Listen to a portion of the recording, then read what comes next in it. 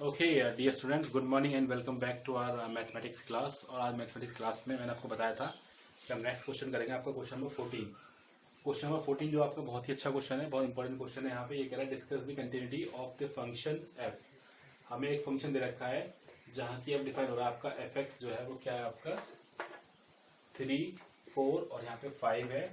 कब है आपका इफ एक्स की वैल्यू जो है 0 से बराबर है, बड़ी है एक्स की वैल्यू जो 0 से बड़ी है, बराबर है और छोटी है 1 से या बराबर है 1 के।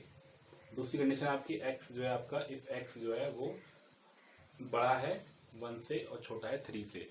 और आपका क्या है 5 है, अगर आपकी एक्स की वैल्यू है वो बड़ी है या बराबर है 3 से या छोटी है बराबर है 10 के। ठीक है बच्चों, तो हमें दिख रहा है यहाँ पे क्लियरली जो आपका टाइम इंटरवल है वो 0 से 10 है। So the given function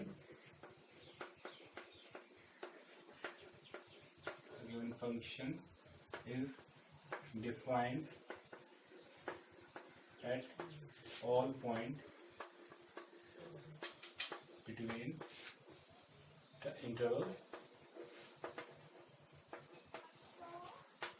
0 to 10। और हमने मान लिया let see is the point in interval कितना हो 0 और 10 के बीच में। ठीक है बच्चों, यहाँ तक की बात बिल्कुल सिंपल है, आपको समझ आ रही होगी। यहाँ पे हम क्या कर रहे हैं यहाँ पे, चलिए तो अब हम इसमें केसेस को यूज करते हैं कि आपके पास क्या क्या केस दे रखे हैं यहाँ पे। ठीक है, तो सबसे पहला जो आपका केस हो जाएगा केस 1। अब केस 1 में क्या है आपके, अगर क्योंकि हमने सी मान रखा 0 की वैल्यू बड़ी है बराबर है सी के और बड़ा है छोटी है 1 से। ठीक है, तो इस केस में क्या हो जाएगा आपकी 0 की वैल्यू जो है वो सी और इसके बराबर में है। तो अगर हम यहाँ पे निकालें एफ सी कितना हो जाएगा आपका 3 आ जाएगा। कितना आ जाएगा आपका एफ सी जो आपका 3 हो गया। इसी तरीके से अगर हम यहाँ पे क्या निकालें, लिमिट निकालें, लिमिट एक्स की वैल्यू सी है आपका एफ एक्स है। एफ एक्स कितना आ रहा है यहाँ पे आपका, यानी कि लिमिट एक्स टेंस टू सी क्या आ गया 3 आ गया, तो वो कितना है आपका 3 दे रखा है। यानी कि आप देखो तो यहाँ पे एफ सी जो है आपका किसके बराबर है, लिमिट एक्स टेंस टू सी और एफ एक्स इसके बराबर है। यानी कि जो है आपका 0 और 1 के इंटरवल के लिए बीच में ये आपको क्या होगा, कंटिन्यूस होगा। 0 और 1 के इंटरवल के लिए बीच में क्या हो जाएगा, ये आपका कंटिन्यूस हो जाएगा। ठीक है बच्चों, कोई दिक्कत नहीं है। अब चलते हैं केस नंबर 2 की तरफ। चलते हैं केस नंबर 2 की तरफ। अब केस नंबर 2 में जो है, अगर आप ये मान लो कि x की वैल्यू जो है वो किसके बराबर है, 1 के बराबर है। अगर x की वैल्यू जो है 1 के बराबर, तो अब जो होगा इसकी लेफ्ट हैंड लिमिट आएगी और राइट हैंड लिमिट आएगी।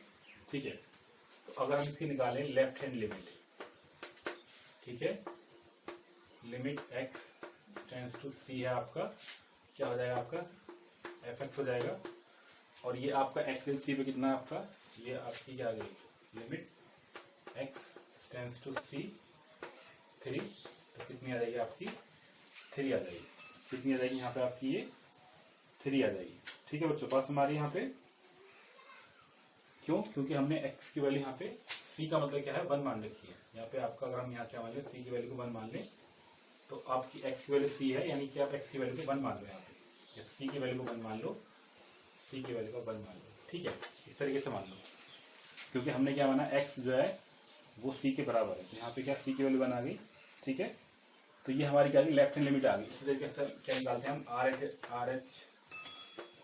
एच एल निकालते हैं, लेफ्ट हैंड लिमिट निकालते हैं, राइट हैंड लिमिट निकालते हैं। तो राइट हैंड लिमिट हमारी क्या जाएगी, लिमिट यहाँ पे क्या आपका सी की वैल्यू 1 है और ये क्या आपका एफ एक्स। अब क्योंकि ये एफ एक्स ले रखा है तो भाई यहाँ पे गड़बड़ हो जाएगी, इसलिए हम यहाँ पे एक्स ले लेते हैं। क्या लेते हैं यहाँ पे, एक्स ले लेते हैं, तो फिर कोई डाउट नहीं रहेगा। ठीक है बच्चों, इसलिए यहाँ पे हमारा क्या जाएगा, एफ एक्स कितना बना गया, तो और ये कितनी वैल्यू इसकी, लिमिट एक्स इक्वल टू 1 पे एफ एक्स की वैल्यू कितनी है 4 है, तो 4 आ गई। अब आप ध्यान से देखो, एल एच एल और आपकी आर एच एल जो है वो एक ही पॉइंट को कोइंसाइड नहीं कर रहे हैं। इसका मतलब क्या है कि जो आपका ये जो फंक्शन है इस पे एक्स इक्वल टू 1 पे आपका ये क्या होगा, कंटिन्यूस नहीं होगा। ठीक है बच्चों, बात में आ गई। ये आपका केस नंबर 2 हो गया। तो हम क्या बोल देंगे कि भाई 1 पे तो फंक्शन पे ये वो था, जो केस 1 में था आपका जो इंटरवल है 0 से 1 का है, तो ये वहां पे कोइंसाइड कर रहा था, तो वहां पे ये मतलब ऑब्वियसली वो कंटिन्यूस था, लेकिन ये x इक्वल 1 पे कंटिन्यूस नहीं है। अब हम बात करते हैं केस नंबर 3 की। अब केस नंबर 3 में क्या है आपका, अगर आप देखो केस नंबर 3 को, जो आपकी जो वैल्यू है वो कितनी है, 1 से बड़ी है और छोटी है 3 से, है ना, जहां पे c क्या आपका अपने एक पॉइंट बना हुआ है। तो इसमें अगर आप क्या निकालते हो, एफ सी निकालो, एफ सी कितना आपका 4 दे रखा है, ठीक है। अब इसमें अगर आप देखो अपनी और आपका लिमिट निकाल के देखो, तो आप limit x tends to c f c, ठीक है, यानी कि आप एफ एक्स मान लो, तो कितना जाएगा आपका लिमिट x टेंड्स टू कितना जाएगा आपका 4, कितना हो जाएगा आपका यहाँ पे 4 हो जाएगा, तो कितना आ गया 4 का मतलब 4, x टेंड्स टू c रखने पे क्या आ रहा है आपका वैल्यू कितनी आ रही है, 4 आ रही है। इसका मतलब यहाँ पे भी कंटिन्यूस है, यानी कि आपका एफ सी और आपका limit x tends to c और एफ एक्स ये कंटिन्यूस है, ठीक है बच्चों। बात समझ आ रही है। यहाँ पे क्या किया हमने, पहले इसका निकाल दिया, अब की बार इसकी लिमिट कितनी रखी हमने यहाँ पे कि ये 1 से बड़ा है और 3 से छोटा है ना। c जो है 1 से बड़ा है 3 से छोटा है, तो वो कहाँ आएगा आपका इसी में ही आएगा। अब निकालते हैं केस नंबर 4। क्या निकालते हैं, केस नंबर 4। केस नंबर 4 को बच्चों ध्यान से देखना, क्योंकि केस नंबर 2 और केस नंबर 4 ही सबसे ज्यादा इंपॉर्टेंट है आपके। केस नंबर 4 में क्या होता है कि एक सी को क्या मान लिया मैंने इस बार 3 मान लिया, क्योंकि वो 3 के बराबर है, ध्यान से देखो 3 के बराबर है, 3 से बड़ा है, तो सी आ गया आपका 3, तो एफ सी कितना जाएगा आपका 5 आ गया, क्या आएगा आपका यहाँ एफ सी कितना आ गया 5 आ गया। अब 5 के लिए फिर हम निकालेंगे एल एच एल और आर एच एल, तो जब हम इसकी एल एच एल निकालेंगे तो लिमिट क्या हो जाएगी आपकी, limit x tends to c F X आ जाएगा, और जो कितना आ गया limit x tends to c कितना आ गया आपका, अगर हम एल एच एल निकाल के देखें तो कितनी आ रही है आपकी 4 आ जाएगी, कितनी आ जाएगी 4, तो यानी कि आपकी 4 आ गई। अगर हम निकाल के देखें आपकी आर एच एल, तो limit x tends to c, c की वैल्यू क्या आपकी 3 है, तो कोई दिक्कत वाली बात ही नहीं है। क्या आ जाएगी यहाँ पे एफ एक्स कितनी, limit x tends to c, और कितना रहेगा यहाँ पे 5 आ जाएगा, तो कितना आएगा 5 आ जाएगा। ध्यान से देखो आपका L H L R H L जो आपके बराबर नहीं आ रहे हैं बच्चों, बात समझ आ रही है यहाँ पे। तो इसका मतलब हो गया आपका ये जो होगा इस पॉइंट पे भी x इक्वल टू 3 पे या c इक्वल 3 पे आपका कंटिन्यूस नहीं होगा, ठीक है। ठीक है, आपको ऑब्वियसली मैंने यहाँ पे सॉल्व करके दिखा दिया आपको कि आपका जो है x इक्वल टू 3 पे ये आपका कंटिन्यूस नहीं था। तो अब हम चलते हैं केस नंबर 5 की तरफ। 5 केस थोड़ा सा आपका इजी है। इजी क्यों है आपका, अगर आप ध्यान से देखो तो आपकी सी की जो वैल्यू है वो इसके बीच में लाई कर रही है, सी और इसके बीच में, ठीक है बच्चों। और यहाँ पे वो किसके बराबर है, इस वाले के। अगर आप ध्यान से देखो तो हमने क्या लिया था 0 से लेके और 10 के बीच का सारा इंटरवल हमने ले लिया है। अब कितना आ जाएगा आपके, आप ध्यान से देखो तो आपका पहले आप निकालो एफ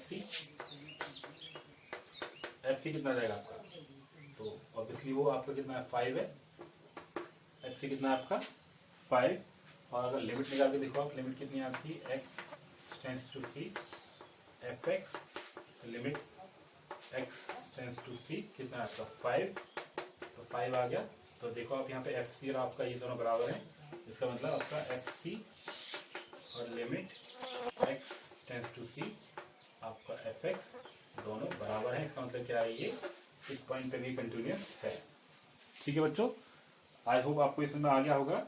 इस तरीके से अगर मैं आपको ब्रीफली एक बार पूरा क्वेश्चन समझा दूं यहाँ पे, तो हमें इस क्वेश्चन के अंदर अगर आपको इन तीनों क्राइटेरिया को देखो तो हमारे पास 5 केस आते हैं, केस 1, केस 2, केस 3 और केस 4 और केस 5।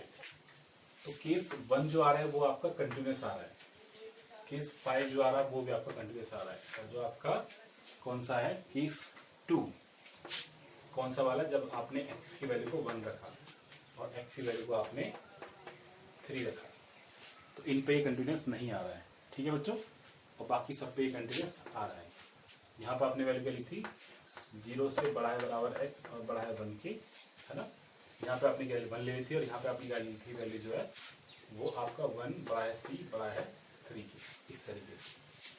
ठीक है बच्चों, बात समझ आ रही है। और आपने लास्ट वाली जो आपने मैंने आपको अभी भी लिखी यहाँ पे रफ करिए यहाँ पे कि आपकी 3 की जो वैल्यू है वो बड़ी है x से और बड़ी है बराबर है x से।